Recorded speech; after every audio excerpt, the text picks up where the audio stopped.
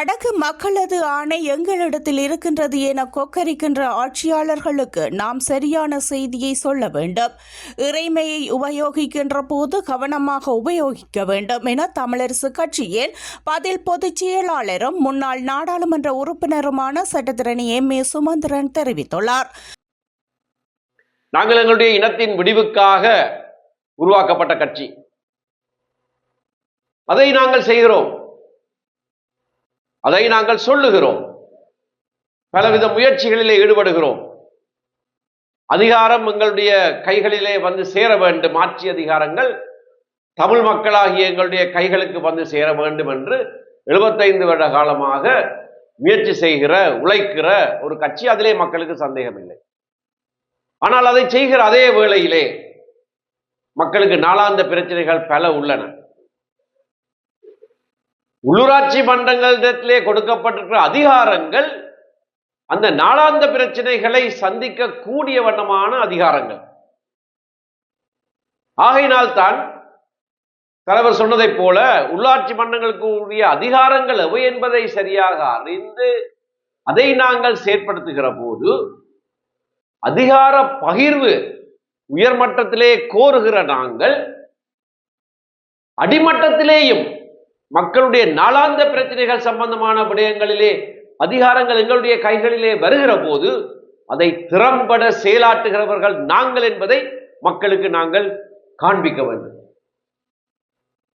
அதை இவர்கள் செய்வார்களா இல்லையா என்கின்ற சந்தேகம் மக்களுடைய மனதிலே இருக்கிறது. ஏனென்றால் எங்களுடைய வாயிலே இருந்து வருகிற வார்த்தைகள் எல்லாம் எப்பொழுதுமே இனத்தின் விடுதலை சம்பந்தமானதும் அதிகார பகிர்வு சம்பந்தமானதும் தமிழ் தேசத்தின் விடுவிப்பு சம்பந்தமானதுமாக இருக்கிறது. அதிலே தவறில்லை, அதுக்காகத்தான் நாங்கள் இருக்கிறோம். எங்களுடைய கட்சியின் அடிப்படையே அதுதான்.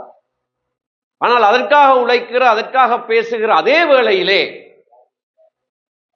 அடிமட்டத்திலே மக்களுடைய நாளாந்த பிரச்சனைகள் சம்பந்தமாக உள்ளூராட்சி மன்றங்களுக்கு கொடுக்கப்பட்டிருக்கிற அதிகாரங்களையும் நாங்கள் உபயோகிக்க வல்லவர்கள் என்பதை அவர்களுக்கு காண்பிக்க வேண்டியவர்களாக இருக்கிறோம். இந்த அதிகாரங்களை நாங்கள் கையாள தெரியாதவர்கள் என்று மக்கள் நினைத்தால் அரசியல் அதிகாரங்களை கேட்பதிலே பிரயோஜனம் இல்லை என்ற முடிவுக்கும் அவர்கள் வரலாம்.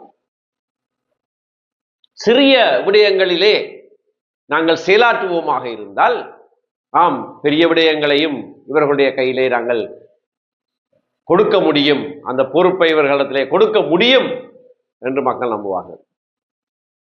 ஆகையினாலே தான் உள்ளூராட்சி மன்றங்களிலே அதிகாரங்கள் இருக்கின்றன. இது நாங்கள் கேட்டு பெற வேண்டிய விடயங்கள் அல்ல. மாகாண சபைக்கு நாங்கள் அதிகாரங்களை கேட்டு பெற வேண்டும். ஒரு சமஷ்டி முறையான ஆட்சி முறைக்கு நாங்கள் உழைக்கிறோம். ஆனால் உள்ளூராட்சி மன்றங்கள் சம்பந்தமாக இருக்கிற அதிகாரங்களை நாங்கள் உபயோகிப்போமாக இருந்தாலே அது மக்களுக்கு நாளாந்த அடிப்படை சேவைகளை கொடுக்கிறதாக இருக்கும். ஆகவே இந்த 2 மட்டங்களையும் நாங்கள் ஓரளவுக்காவது பிரித்து அறிந்து மக்களிடத்திலே செல்ல வேண்டும் என்பது என்னுடைய சிந்தனை.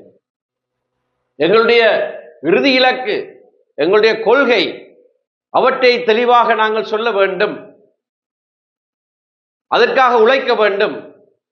ஆனால் அதே நேரத்திலே ஏற்கனவே கொடுத்திருக்கிறதான அதிகாரங்களை பொறுப்போடு சரியான விதத்திலே நாங்கள் உபயோகித்து செயலிலே காண்பிக்க வேண்டும். இப்பொழுது தேர்தல் வருகிறது.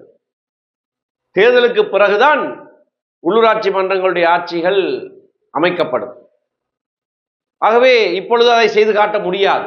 ஆனால் எதை செய்ய போகிறோம், எப்படி செய்ய போகிறோம் என்பதை தெளிவான விதத்திலே மக்கள் மத்தியிலே நாங்கள் சொல்ல கடமைப்பட்டிருக்கிறோம். அவர்களுக்கு புரிய வேண்டும்.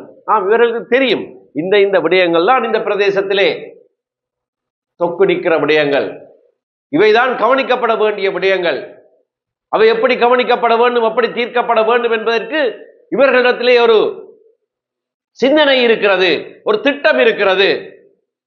அதை சொல்லுகிறார்கள், ஆகவே செய்வார்கள் என்ற நம்பிக்கை மக்கள் மனதிலே வர வேண்டும். ஆகவே வேட்பாளர்களாக நீங்கள் வீடுகளுக்கு செல்லுகிற போது, சிறிய சிறிய கூட்டங்களிலே மக்களை சந்திக்கிற போது அந்த விடயங்களையும் அவர்களோடு நீங்கள் பேச வேண்டும். அவர்களுக்கு உங்களுடைய திட்டங்களை சொல்ல வேண்டும். சொல்வதற்கு முன்பாக திட்டங்களை வகுக்க வேண்டும். அப்பொழுது மக்கள் மத்தியிலே அந்த நம்பிக்கை வரும். அது ஒரு பக்கம் இருக்க,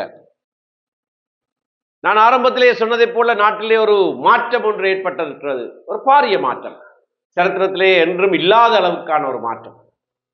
ஆனால் அந்த மாற்றத்தினாலே தங்களுடைய வாழ்க்கையிலே எதுவிதமான மாற்றமும் நிகழப்போவதில்லை என்கின்ற சந்தேகம் இப்பொழுது மக்களுக்கு வந்திருக்கிறது. இப்பொழுது வந்துவிட்டது. 6 மாத காலத்துக்குள்ளே நாங்கள் சிலர், அவர்களிலே சிலர் மாற்றத்துக்காக வாக்களித்தார்கள், சிலர் நம்பிக்கையோடு கூட வாக்களித்தார்கள் அந்த மாற்றம் வரும் என்று.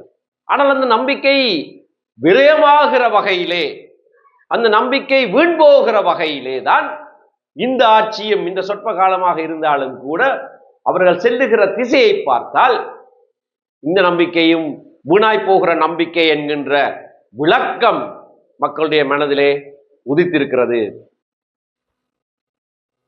விசேடமாக தமிழ் மக்களை பொறுத்தவரையிலே ஏற்கனவே சொல்லப்பட்டதைப் போல நாங்கள் பொறுப்பு கூறல் சம்பந்தமாக 2009ஆம் ஆண்டுக்கு பிறகு பல சர்வதேச தலைவர்களோடு பேசி பலவிதமான சர்வதேச பொறிமுறைகளின் ஊடாக இலங்கை அரசாங்கத்துக்கு அழுத்தங்களை கொடுத்திருக்கிற போது இப்பொழுது ஆட்சியில் இருக்கிறவர்கள் அந்த காலகட்டத்திலே பேசாமல் இருந்தார்கள். 2016ஆம் 17ஆம் ஆண்டுகளிலே காணாமல் போனவர்களுக்கான அலுவலகத்தை உருவாக்குற சில விடயங்களை நாங்கள் பாராளுமன்றத்திலே செய்த போது எங்களுக்கு அனுசரணையாக வந்தார்கள், உதவி செய்தார்கள், அதை குறித்து பேசினார்கள், நீதி செய்யப்பட வேண்டும் என்று சொன்னார்கள், நிலங்கள் விடுவிக்கப்பட வேண்டும் என்று பகிரங்கமாக சொன்னார்கள், பயங்கரவாத தடுப்பு சட்டம் முற்றாக நீக்கப்பட வேண்டும், மாற்றீடாக வேறொரு சட்டமும் இயற்றப்படக்கூடாது என்பதில் எங்களை விட கூடுதலான உறுதியாக இருந்தார்கள். ஆனால் இன்றைக்கு அந்த நிலைமைகள் எல்லாம் இந்த 6 மாத காலத்துக்குள்ளே தலைகீழாக மாறி இருக்கிறது. இதையும் நாங்கள் சொல்ல வேண்டும். ஆட்சிக்கு வந்த பிறகு, ஆட்சிக்கு முன்னர் எதிர்க்கட்சியில இருந்ததை போல அல்ல அவர்கள் இருக்கிறார்கள், இது தெளிவாக தெரிகிறது. ஆகவே எங்களிலே சிலர் கூட ஏதாவது ஒரு நம்பிக்கையோடு அவர்களுக்கு வாக்களித்திருந்தாலும் அவர்கள் தங்களுடைய நிலைப்பாட்டை இப்பொழுது மாற்ற வேண்டும். அவர்களுக்கு அந்த செய்தி போக வேண்டும். வடக்கு மக்களுடைய ஆணை எங்களிடத்திலே தான் இருக்கிறது என்று கொக்கரிக்கிற அந்த ஆட்சியாளர்களுக்கு இந்த ஒரு சில மாதங்களுக்குள்ளேயே நாங்கள் சரியான செய்தியை சொல்ல வேண்டும். இது ஒரு உள்ளூராட்சி மன்ற தேர்தலாக இருந்தாலும், உள்ளூராட்சிக்கு சபைகளுக்குள்ளே நாளாந்த நடவடிக்கைகளுக்கான தேர்தலாக இருந்தாலும், மக்கள் வாக்களிக்கிற ஒரு தேர்தல், மக்கள் தங்களுடைய இறைமையை உபயோகிக்கிற ஒரு தேர்தல். குட்டி தேர்தல் என்று சொல்லுகிறார்கள். குட்டி தேர்தல் தான், ஆனால் தேர்தல். எந்த தேர்தலாக இருந்தாலும் மக்கள் தங்களுடைய இறைமையை உபயோகிக்கிற தருணம் மிகவும் முக்கியமான ஒரு தருணம்.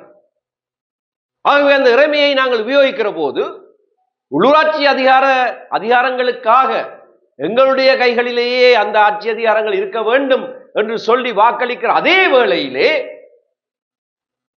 ஆணை ஒன்றும் முழுதாக உங்களிடத்திலே நாங்கள் கொடுத்து விடவில்லை, மக்கள் ஆணையை அப்படியாக நாங்கள் தாரை வார்த்து கொடுத்து விடவில்லை என்ற செய்தியை உரத்து சொல்லுகிற ஒரு தேர்தலாக இது அமைய வேண்டும். தமிழ் மக்களுடைய ஆணை எங்களுடைய கைக்கு வந்து விட்டது, ஆகையினாலே தீர்வு என்னவென்று எங்களுக்கு தெரியும், நாங்கள் சொல்லுகிற தீர்வு தான் மக்கள் எங்களுக்கு கொடுத்த ஆணை மூலமாக சொல்லுகிறோம் என்று அவர்கள் சொல்ல தலைப்படுகிறதை நாங்கள் முளையிலேயே கிள்ளி எறிய வேண்டும், அடியோடு அதனை தகர்த்து விட வேண்டும். அப்படி அல்ல, ஒவ்வொரு காரணங்களுக்காக சிலர் உங்களுக்கு வாக்களித்திருக்கலாம். ஆனால் இந்த 6 மாத காலத்துக்குள்ளேயே உங்களுடைய செயற்பாடுகள் எங்களுடைய அடிப்படை அபிலாஷைகளுக்கு மாறானதாக இருக்கிற போது நாங்கள் எப்படி உங்களிடத்திலே அந்த அதிகாரங்களை கொடுக்க முடியும், எப்படியாக உங்களுக்கு வாக்களிக்க முடியும் என்கின்ற செய்தியை எங்களுடைய வாக்கின் மூலமாக அவர்களுக்கு உணர்த்த வேண்டிய ஒரு தேவை இருக்கிறது. கிழக்கிலே நிலைமை மோசமாக இருக்கிறது, மட்டக்களப்பு மாவட்டத்தை தவிர. என்றால் குடிப்பெரம்பல் அப்படியானது. மட்டக்களப்பு மாவட்டத்திலே நாங்கள் திறமையாக இந்த தடவையும் வெற்றி பெறுவோம் என்கின்ற நம்பிக்கை எங்களுக்கு இருக்கிறது. ஆனால் வடக்கிலே இருக்கிற 5 மாவட்டங்களிலேயும் இருந்து வருகிற செய்தி மிக முக்கியமான செய்தியாக இருக்க வேண்டும். அங்கே பருத்தித்துறை நகர சபையிலே இருந்து வவுனியா தெற்கு பிரதேச சபை வரைக்கும் தமிழ் மக்கள் திட்ட தெளிவாக எங்கள் மக்களாணையை நாங்கள் வேறு எவரிடத்திலையும் கொடுத்து விடவில்லை, தமிழரசிடத்தில் மட்டும்தான் கொடுத்திருக்கிறோம் என்கின்ற செய்தி வர வேண்டும். வவுனியா நகர சபை இப்பொழுது மாநகர சபையாக தரம் உயர்த்தப்பட்டிருக்கிறது. இந்த மாநகர சபைகளுடைய ஆட்சி அதிகாரங்கள் மிக முக்கியமானவை. யாழ்ப்பாண மாநகர சபையை குறித்து நாங்கள் மிகவும் கடுமையாக உழைக்கிறோம் என்றால் அதிலே ஒரு அடையாளம் இருக்கிறது, அந்த சொல்லிலேயே ஒரு அடையாளம் இருக்கிறது. அது எங்களுடைய கையிலேயே தொடர்ந்து இருக்க வேண்டும். இது ஒரு எல்லையிலே இருக்கிறது, வடக்கின் எல்லையிலே இருக்கிற மாநகர சபை, மற்ற பிரதேச சபைகள் இதுவரைக்கும் இந்த எல்லை வரைக்கும் வடக்கிலே வாழுகிற தமிழ் மக்கள் தெளிவான சிந்தனையோடு இருக்கிறார்கள்.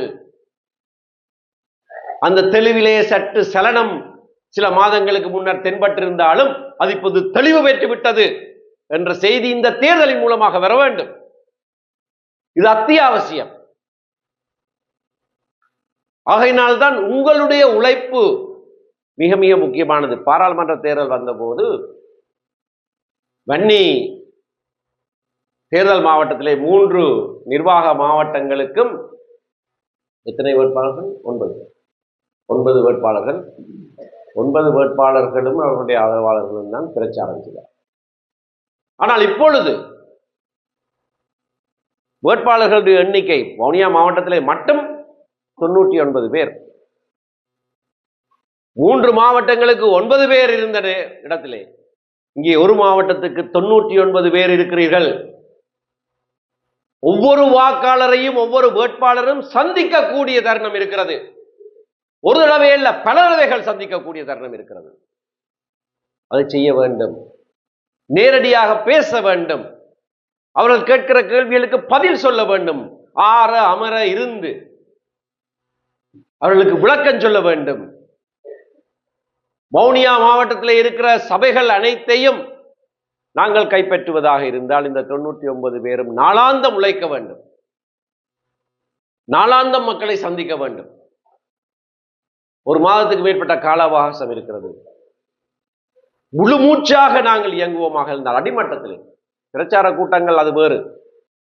ஆனால் மக்களை நேரடியாக சந்திக்கிற செயற்பாட்டிலே நாங்கள் திறம்பட செயற்படுவோமாக இருந்தால் சகல சபைகளும் எங்களுடைய நிர்வாகத்துக்குள்ளே நாங்கள் கொண்டு வரலாம். மிகப்பெரிய ஒரு செய்தியை அது உலகுக்கு சொல்லும்.